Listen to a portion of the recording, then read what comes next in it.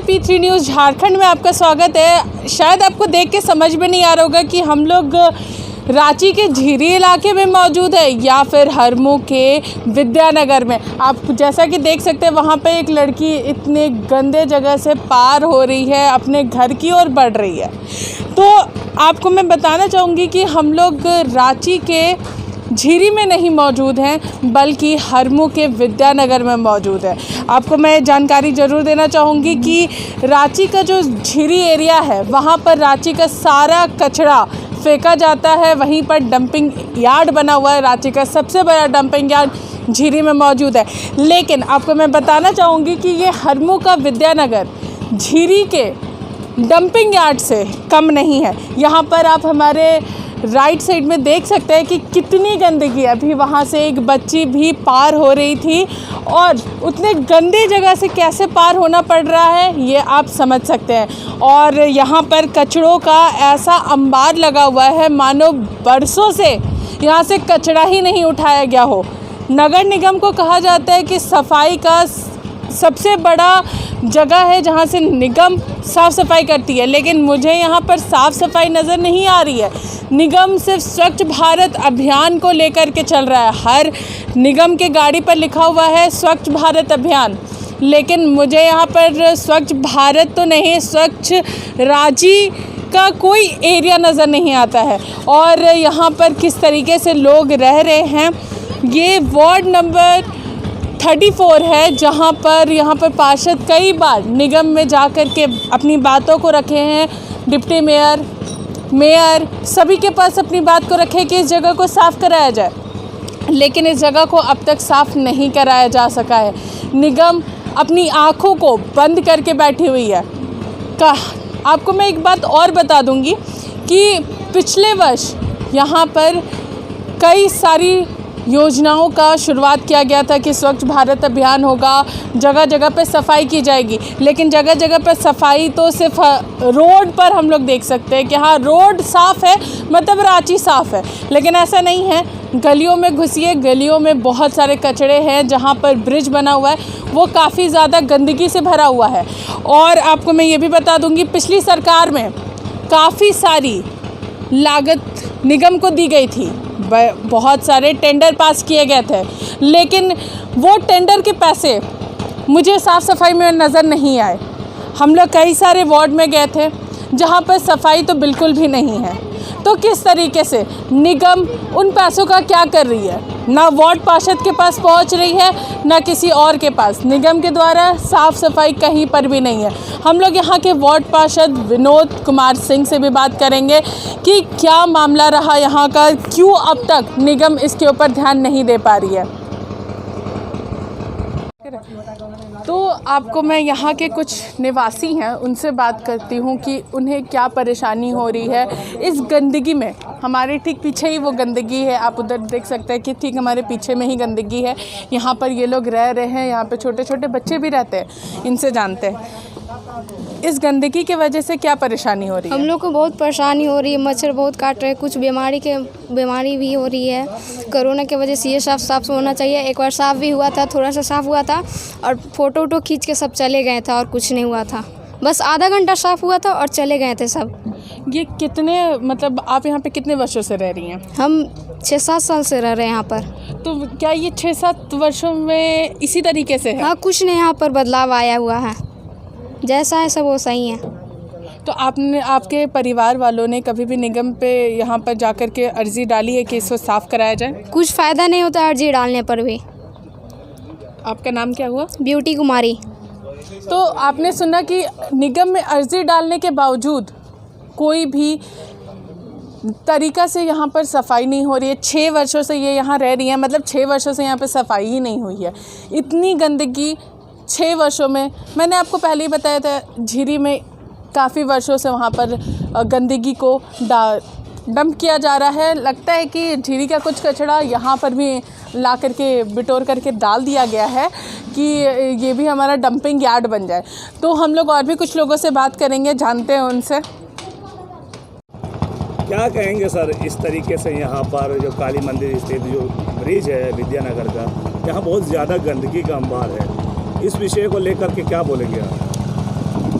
देखिए, ये विषय सिर्फ मेरे वार्ड 34 का नहीं है, यह विषय रांची नगर निगम का है। इसके लिए हम लगातार अपने बोर्ड की बैठक में भी अवगत कराते रहे अपने नगर आयुक्त और मेयर को। बोर्ड के माध्यम से इन लोगों को बताए हैं हम कि हमारे वार्ड नंबर 34, 27 और 28 के बीच में ये ढोढ़ा नाला के नाम से जाना जाता है और नाला के दोनों तरफ माने घनी आबादी है और इसमें इतना गंदगी है कि आप अभी देखें। और आपको तो सबसे पहले हम धन्यवाद दें आपके न्यूज़ चैनल को कि कम से कम आप इस तरह का एक अभियान चला करके जनता की समस्या को सरकार तक पहुंचाने का काम कर रहे हैं। इसके लिए आपको बहुत बहुत धन्यवाद। ये नाला लगभग 4 किलोमीटर लंबा है जो पिस्का मोड़ के पीछे से शांति नगर से बहते हुए ये जा कर के हरमू मुक्ति धाम के पास मिलता है। और आप गंदगी तो देख ही चुके, अब इसके बारे में बताना क्या है। अब आप बताएं रांची नगर निगम को और राज्य सरकार को कि इस गंदगी के बीच यहाँ की जनता रहती है जो आए दिन बीमार पड़ते रहती है। किसी को किसी तरह का बीमारी होते रहता है। बच्चे भी आप देख रहे हैं खेल कूद रहे हैं। नाला के दोनों तरफ सरकारी ज़मीन है, निजी ज़मीन भी है।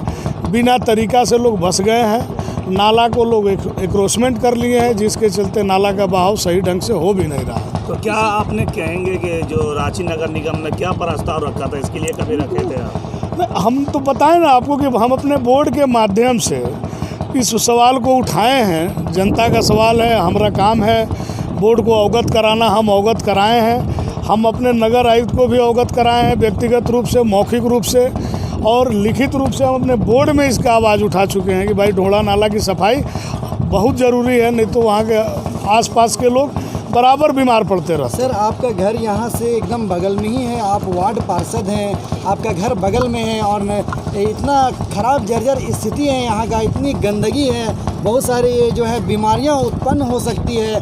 और इस नदी का जो है एकदम जो क्या बोला जाए कि उसका जो चौड़ीकरण है एकदम छोटा एकदम नाला लग रहा है और इतनी आबादी है, इतनी गंदगी है, उसके बारे में आप क्या कहना चाहते हैं? दुर्भाग्य है मेरा और मेरे वार्ड के लोगों का कि हम यहीं पर रहते हैं। इस नाला से सटा हुआ घर है मेरा, लगभग 100 कदम के दूरी पे हम रहते हैं। लेकिन हम वार्ड पार्षद बनने के बाद लगातार प्रयास करते रहे हैं और अपने स्तर से, वार्ड स्तर से जो सफाई हो सकता है हम करवाते हैं।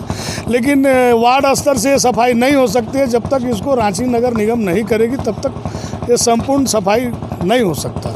पिछली सरकार में 25 करोड़ का टेंडर निकला था निगम की तरफ से। क्या उसकी तरफ से आप लोगों तक कोई भी इनकम आई थी कि आप लोग इसको साफ करवा सके?